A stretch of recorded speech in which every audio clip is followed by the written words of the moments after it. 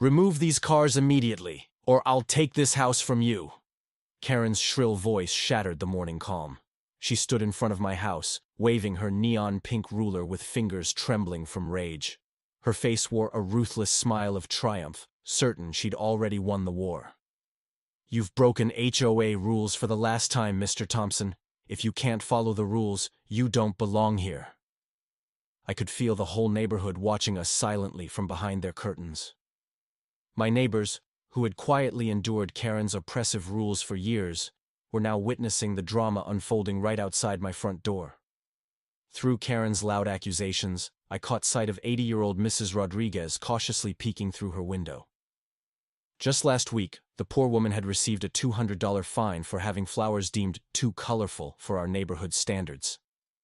I took a deep breath, my heartbeat accelerating. My wife's anxious gaze burned into my back.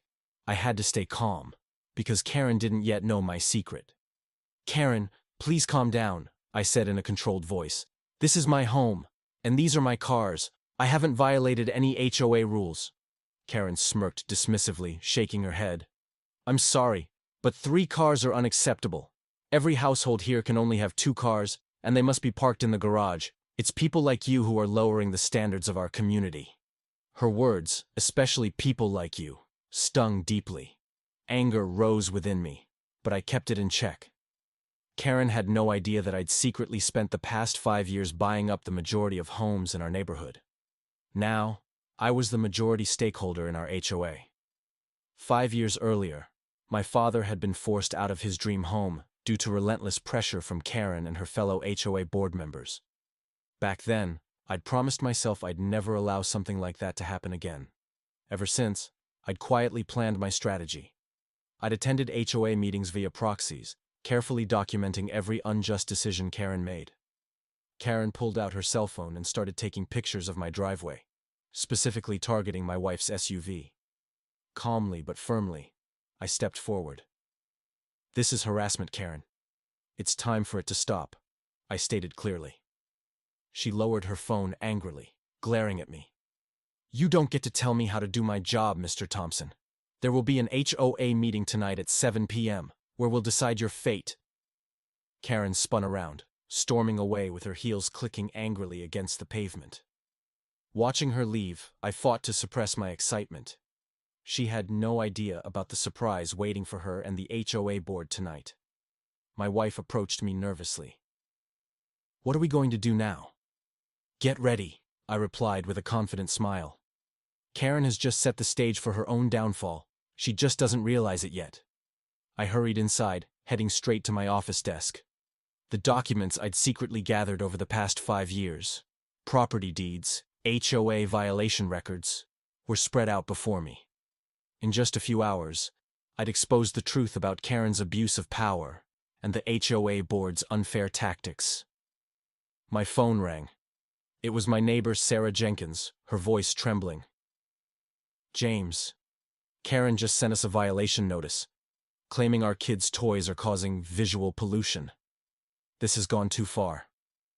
Sarah's shaking voice reminded me I had to act quickly. Stay calm, Sarah, I reassured her. Make sure you're at tonight's HOA meeting and spread the word. Tonight, everyone learns the truth. After ending the call, I quickly gathered up the documents on my desk. Dialing my lawyer, John, I spoke only one sentence. John, are the documents ready? Tonight, we end Karen's reign. I could hear John's smile through his voice. Everything's ready. You now hold the majority stake in the HOA. Tonight, we finish this. Hearing those words ignited a fire within me. Glancing at my watch, I saw only a few hours remained until the HOA meeting. Looking outside, I noticed Karen across the street, still busy handing out violation notices to other neighbors. I whispered to myself quietly, just wait, Karen. Tonight, all your games come to an end. As the meeting drew near, residents began arriving at the community hall. Inside me surged excitement, anger, and the strength that years of patient planning had built. Karen's biggest mistake wasn't just targeting me. It was forgetting all the people she'd oppressed for years. Now, she wasn't facing one man alone. The entire neighborhood had risen up, ready to learn the truth. Karen would finally face the power of those she'd bullied. Tonight, the fate of our neighborhood would be decided. The battle had begun. The community hall was buzzing with anticipation. Neighbors were huddled in groups, whispering nervously, exchanging worried glances. Karen sat proudly at the head table, her meticulously styled hair and designer clothes making her look untouchable. A queen presiding over subjects she thought she controlled completely. Beside her were the other HOA board members, each chosen personally by Karen, loyal only to her and the power she'd given them. I calmly walked toward my seat, feeling every pair of eyes in the room tracking my steps. Some people nodded respectfully, others avoided eye contact, fearing retaliation from Karen. My heart beat faster with every step, knowing tonight would alter all our lives forever. "All right, everyone, let's get started," Karen announced, tapping her bright pink gavel forcefully. Her voice echoed sharply, silencing the murmurs. She eyed me coldly, her smile venomous. "We have a serious matter to discuss tonight. Certain homeowners believe they're above our rules." The room fell silent. I could feel Sarah Jenkins tense up beside me, visibly uncomfortable. I gently squeezed her shoulder, offering reassurance. She nodded slightly, her eyes grateful. Karen clicked open her laptop, connecting to the projector. The screen lit up, revealing pictures of my driveway filled with our family cars. Her exaggerated photos made our 3 ordinary vehicles look like an absurd parking lot. "As you can see," Karen began dramatically, pointing with a laser pointer, "Mr. Thompson consistently violates HOA rules by parking multiple vehicles outside. This selfish disregard lowers our neighborhood's value and compromises our image." I glanced at my wife Sarah, who took a deep breath to steady herself. Our daughter Emily clenched her fists, visibly upset. Karen continued confidently. "I propose we immediately implement strict penalties. Fines, removal of voting rights, and even eviction if necessary." She paused dramatically. After all, rules must be followed. A hush spread through the room. No one dared speak against Karen's proposal. That's when I calmly stood up, holding the thick file I'd prepared. "Madam President, I'd like to address the board." Karen glared at me, clearly annoyed. "You will speak only when recognized, Mr. Thompson." I smiled coolly, undisturbed. According to our HOA bylaws, Section 8.2, any homeowner has the right to present evidence in their defense.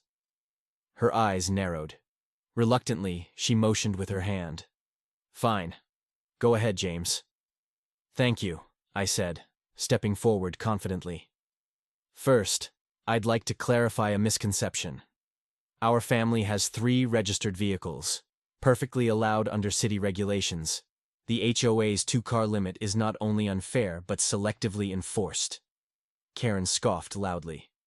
"We enforce rules equally." "Really?" I asked, turning to the audience. "Karen, how many cars do you have?" She hesitated, her cheeks reddening. 2 cars, obviously." I clicked to the next slide, revealing photos I'd discreetly taken the previous day. Karen's driveway clearly displayed 3 vehicles, including her son's bright red sports car parked illegally on the curb. Gasps filled the room. People whispered excitedly, many pointing toward Karen accusingly. Karen stood up furiously. "You have no right! This is harassment!" I calmly held up my hand, quieting the room again. "Let's discuss harassment, shall we?" I clicked another slide. It showed time-stamped security footage of Karen standing outside our home at 3 a.m., carefully measuring our lawn with a ruler. The silence was deafening. I continued steadily. "This is just one example. Karen's harassment has affected many of us here. Mrs. Rodriguez was fined $200 for vibrant flowers. Mr. Chen, our neighborhood science teacher, received violation notices for parking slightly outside his driveway line after a snowstorm." Heads nodded vigorously across the room. Sarah Jenkins raised her voice. "You fined us $500 for having children's toys visible in our backyard." "Those toys violated the aesthetics rules," Karen snapped defensively. "Yet," I interjected smoothly, clicking another slide, "your close friend Susan has an electric purple mailbox clearly against regulations, but never received a single warning." "Why?" Whispers grew louder. Karen's eyes darted nervously around the room. She scrambled for control. This meeting is about your violation, James, not mine. No, I countered firmly, raising my voice confidently. Tonight, we address years of selective enforcement, unfair fines, and blatant corruption within our HOA. I carefully placed a thick stack of property deeds on the table before me. The sound echoed sharply in the room, drawing everyone's attention. There's something else you should know. Through my company, Sunrise Properties, I have quietly acquired 67% of homes in our neighborhood. Karen froze, her face pale as realization hit her. Her power was slipping away. Impossible, she muttered weakly. I smiled calmly. Not impossible, careful planning. As majority owner, I propose immediate dissolution of the current HOA board, followed by new elections. The audience erupted into applause, cheering and shouting approval. People who had silently endured Karen's oppression now openly voiced their support. Karen slammed her gavel repeatedly, shouting for order, but nobody listened. "You're finished, Karen," shouted Sarah Jenkins triumphantly, tears of relief and joy streaming down her face. Karen's voice cracked, desperation taking over. "This isn't over. I built this neighborhood." "You ruled it through fear," shouted Mrs. Rodriguez courageously, rising to her feet despite her frail age. "You fined us for trivial things to finance your own luxuries." "I've documented everything," I said calmly. "The missing $50,000 from the pool renovation budget, expensive vacations funded by HOA fees. You're responsible for all of it." Neighbors gasped in shock, outraged by this new revelation. Some began calling out angrily, demanding answers. Karen staggered backward, gripping the table edge for support. I turned to the remaining board members, who sat pale and silent. "I urge you to resign voluntarily now, to avoid further disgrace." Slowly, one by one, the board members stood, faces red with shame, quietly leaving their seats. Karen, now alone, stared at me in disbelief. "You'll regret this, Thompson," she hissed furiously. "No, Karen," I replied steadily, meeting her gaze directly. "The only regret is that this neighborhood suffered under your tyranny for so long." As Karen stormed out of the community hall, defeated and humiliated, the crowd erupted in celebration. Tears of relief and joy flowed freely, neighbors embracing each other warmly. Sarah hugged me tightly, smiling gratefully. "You did it," she whispered proudly. "We finally won." I looked around, seeing genuine happiness and relief on my neighbors' faces for the first time in years. But I knew this wasn't the end. Karen would undoubtedly try fighting back with her powerful connections. Yet, tonight, we'd taken a critical first step toward reclaiming our community. My phone buzzed softly, a message from my lawyer. "Karen's lawyers have already contacted us. She intends to sue. Be ready." I smiled calmly, feeling stronger than ever. Karen had no idea how prepared I was for her next move. I whispered softly to myself, "Let her try." The morning after the dramatic HOA meeting, my phone exploded with notifications. Voicemail after voicemail, text after text. Neighbors reaching out with heartfelt thanks, but also messages filled with warnings. Karen wasn't finished yet. She'd already unleashed her lawyers, mobilizing her connections at City Hall to fight back. I sipped my coffee, scrolling through the emails when I heard Sarah gasp from the living room. "James, come quickly!" she called, urgency in her voice. Rushing into the room, I saw her pointing at the TV screen. Karen stood outside City Hall, a team of lawyers at her side, microphones thrust in front of her by eager reporters. "This neighborhood is under siege by one man's greed," Karen announced dramatically. "James Thompson secretly purchased homes through questionable companies, manipulating property values. He's destroying our community." The reporters scribbled notes furiously. Karen wiped away an imaginary tear, masterfully playing the victim. "All I ever wanted was to keep our neighborhood safe and orderly. Now, James wants chaos." My blood boiled at her lies. Sarah grabbed my arm, sensing my anger. "We have to respond," she urged. "She's twisting everything." "She's baiting me into reacting emotionally," I replied calmly, taking a deep breath. "But she underestimated us once before. She'll do it again." An email notification popped up on my phone. It was from the city council. My heart skipped a beat as I read the words. Immediate city council meeting requested by Karen Mitchell regarding neighborhood integrity concerns. I knew instantly Karen's strategy. Use her political connections to label my investments unethical, turning public opinion against me. Within an hour, my lawyer, Mark Evans, arrived at our home. Mark was a sharp, no-nonsense lawyer, accustomed to high-stakes property battles. He laid stacks of documents across my kitchen table, each labeled meticulously. Karen's pushing hard, Mark explained seriously. She's filed for an emergency injunction to block your voting rights in the HOA until the court investigates your company's acquisitions. On what grounds? Sarah asked anxiously. Mark sighed heavily. She's claiming conflict of interest, arguing you intentionally destabilized the neighborhood to profit from lower property values. That's absurd, I shot back. Property values increased after I started buying properties and made improvements. Karen knows that, Mark admitted calmly. But the courts don't. Not yet. She's gambling on the confusion this creates, buying herself time to regain control. That afternoon, I headed to City Hall for the emergency council meeting. My heart pounded as I entered the crowded room.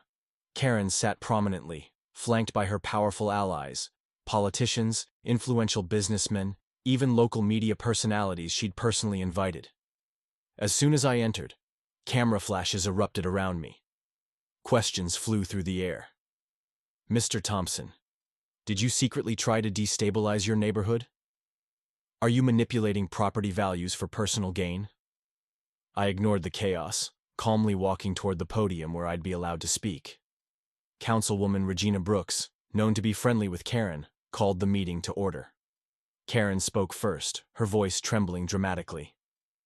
Our beloved neighborhood faces an unprecedented threat. Mr. Thompson purchased homes secretly, pushing longtime residents out by creating chaos through constant conflict. He forced good, hard-working families to flee their homes. A murmur filled the room. Karen had twisted reality expertly, painting me as a ruthless predator. When it was finally my turn, I stepped forward calmly, holding nothing but documented truth. Council members, community residents, Karen Mitchell has made serious accusations today. Let me respond clearly. I purchase properties legally, fairly, and openly. Then why hide behind LLCs? Karen interrupted loudly. I turned, addressing her directly but calmly. My LLCs protected homeowners selling under pressure from your unfair fines and threats. Families came to me privately, desperate to escape your abusive rule. Whispers rippled through the audience. Karen faltered momentarily, anger flickering behind her carefully composed face. I continued steadily. Let's discuss who truly harmed this community. I clicked the projector, displaying documented fines. Elderly Mrs. Johnson fined for late snow removal during a hospital stay, Mr. Chen penalized for minor driveway infractions. All these selective enforcements targeted innocent neighbors who challenged Karen's absolute authority. You have no proof, Karen snapped desperately. Oh, I do, I responded quietly, producing copies of Karen's internal HOA emails from my folder, each highlighting her intentional targeting of certain residents. The council looked visibly stunned, especially Councilwoman Brooks, who shifted uncomfortably in her seat. I looked directly at her. Councilwoman, do you recognize these emails? They indicate Karen consulted your office regularly about these targeted enforcements. Brooks quickly stammered. Those were private discussions, misinterpreted.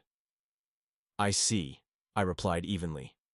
Yet your office approved permits instantly for Karen's friends, while others waited months or faced endless rejections. Interesting. The room erupted. Karen leapt to her feet, shouting, "This is slander!" I raised my voice calmly. All these records are available for independent review. Unlike Karen's accusations, I rely solely on facts. Council President Harold Watts, an older gentleman respected across party lines, finally spoke firmly. Clearly, there's more here than initially presented. Given the severity, I propose a neutral investigation into all parties involved. Karen paled visibly, understanding she'd lost control of the narrative. After the meeting adjourned, reporters swarmed again. This time, their questions were balanced. Karen retreated swiftly, her team whisking her away from cameras. Mark approached, smiling slightly. You handled that perfectly. Karen expected emotional outbursts she could exploit. You didn't give her the satisfaction. I nodded wearily. But this isn't over yet. No, he agreed seriously. Karen will escalate further. She's wounded but still dangerous. My phone buzzed suddenly. A text from my assistant. Emergency. Someone broke into your property management office downtown. My blood ran cold. Karen's desperation had taken a darker turn. I immediately left City Hall, heart racing. Arriving at my downtown office, police cars blocked the entrance. Broken glass littered the pavement. An officer approached cautiously. Mr. Thompson? Yes, I replied tensely. Looks like vandalism. Files stolen, computers smashed, he explained grimly. I clenched my fists, anger boiling beneath controlled calm. Karen wanted war. Now she'd officially declared it. Sarah touched my shoulder gently. James, what was taken? I exhaled slowly, calculating. Financial records, client lists, proof of my property transactions. They're trying to erase evidence, Mark realized sharply. Exactly, I replied bitterly. But Karen made another mistake. My critical files were backed up securely elsewhere. This vandalism just exposed her desperation. Sarah smiled determinedly. Then we fight smarter. Let's reveal the true Karen Mitchell to everyone. I nodded slowly, new resolve forming. You're right. We'll release everything publicly. Emails, texts, financial records. Let the truth decide. In her blind pursuit of revenge, Karen underestimated me again. Now it was my turn. Karen had exposed her vulnerabilities clearly tonight. By the time I finished, she'd regret ever targeting my family. Tomorrow, we'd launch the counterattack she'd never see coming, one powerful enough to end her rule forever. After the vandalism incident, I knew Karen had crossed every line imaginable. My phone buzzed non-stop. Neighbors expressed shock, concern, and most importantly, solidarity. Karen's desperate attempt to intimidate me had backfired spectacularly. People who'd stayed silent now felt compelled to speak up. That evening, we gathered in my living room, my lawyer, Mark Evans, my wife Sarah, and a group of trusted neighbors, Mrs. Johnson, Mr. Chen, Sarah Jenkins, and several others who'd suffered Karen's wrath. We spent hours compiling evidence, sharing stories, and preparing to expose Karen once and for all. Mr. Chen's voice trembled with determination. James, I've seen this before. When someone abuses their power unchecked, people suffer silently until someone stands up. You've given us courage. Karen tried to frighten us, Mrs. Johnson added gently, her voice steady. But she's the one who's scared now. She underestimated our community. I nodded, deeply touched. We'll present everything at tomorrow's special HOA meeting. Emails, financial records, testimonies. It's time Karen faces the community she's mistreated. Mark placed folders across my coffee table, filled with irrefutable proof. Documents Karen foolishly believed destroyed in the office vandalism. Unbeknownst to her, everything was backed up digitally, safe and intact. The next day, our neighborhood clubhouse overflowed with people, an unprecedented turnout. Karen sat stiffly at the front table, her lawyer whispering urgently in her ear. Cameras rolled quietly in the background, capturing every moment. The tension was palpable. As the meeting began, Karen tried to maintain control. We're here because of irresponsible actions by one homeowner who's threatened our community's stability. Indeed, I said calmly, standing up. But that homeowner isn't me. Karen, you owe our neighbors transparency. So let's be completely transparent today. I began displaying records on the projector, each showing Karen's manipulation of HOA finances, selective enforcement, and personal vendettas. When I revealed Karen's secret bank transactions, $80,000 transferred directly from HOA funds into her personal accounts, the room erupted. You stole from us? Sarah Jenkins shouted angrily. Karen tried to dismiss it, voice shaking. Those were administrative reimbursements, approved by the board. I clicked to another slide.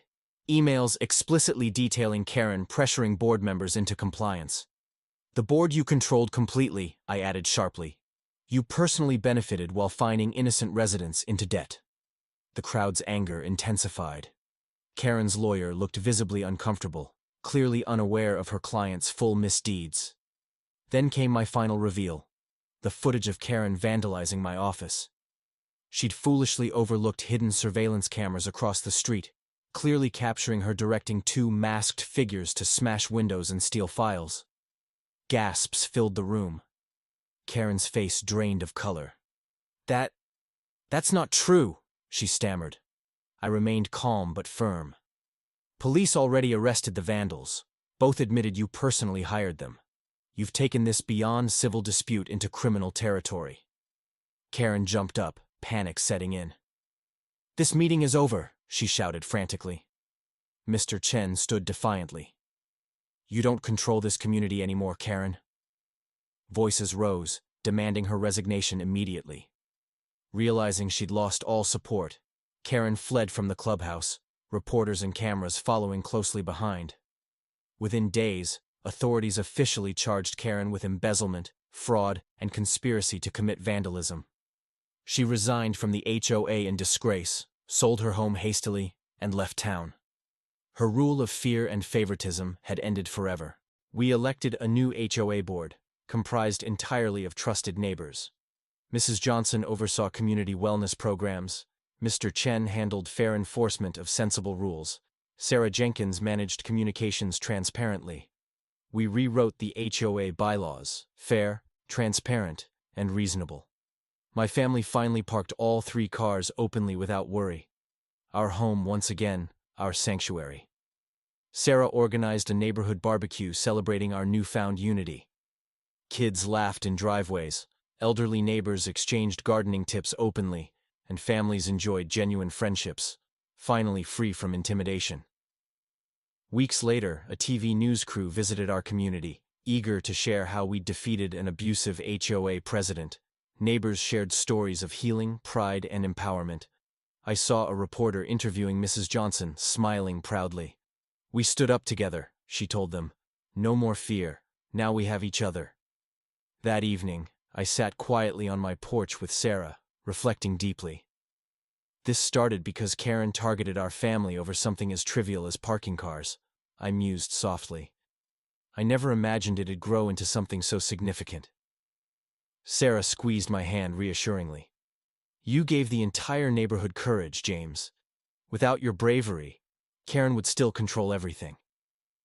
I smiled warmly, watching neighbors walk by, waving friendly greetings, genuine, happy smiles without fear. Dad always said the best revenge wasn't hurting others, it was proving you could succeed without stooping to their level. Sarah leaned against me gently. "Your father would be incredibly proud today." I glanced upward quietly. "I know he is." Months passed.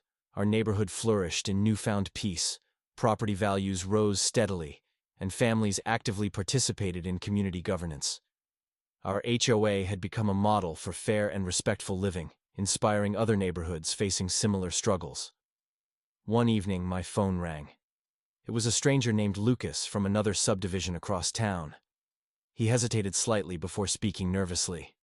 "Mr. Thompson, we've heard about how your neighborhood overcame an abusive HOA president. We're struggling with the same issue here. Could you help us?" I smiled, understanding completely. "Of course, Lucas. Let's talk." Soon, I found myself regularly advising other communities, sharing strategies, and encouraging neighbors everywhere to stand united against injustice. Our story spread widely, empowering countless others to reclaim their dignity from petty tyrants masquerading as community leaders. Sarah joked lovingly, calling me the HOA whisperer. Yet, beneath her humor, lay genuine pride. We turned personal hardship into lasting community strength, not just for ourselves, but countless others. One afternoon, visiting the playground we'd rebuilt with HOA fees, I overheard a young father explaining to his son why this neighborhood was special. "See these gardens, this playground? It happened because one brave neighbor stood up when no one else dared." I felt warmth fill my chest, recognizing how deeply our actions touched lives. That evening, watching families gather joyfully around picnic tables we'd installed where Karen used to take violation photos, I felt immense satisfaction. Not from revenge, but true justice. I never intended to lead a revolution against an abusive HOA president. But life's greatest battles often find us when we least expect them. The confrontation had been bitter, stressful, and exhausting, but worth every moment. Now, standing peacefully in a thriving community built on fairness and mutual respect, I realized something profound. The true power in confronting wrongdoing lies not merely in defeating it, but inspiring others toward meaningful change. Karen had sought dominance through fear, believing power came from control. She was wrong. True power emerges when ordinary people stand courageously together. And now, seeing my neighborhood stronger and happier than ever, I knew one thing for certain. We hadn't just reclaimed our homes. We'd rediscovered our community's heart. In the end, that was the greatest victory of all.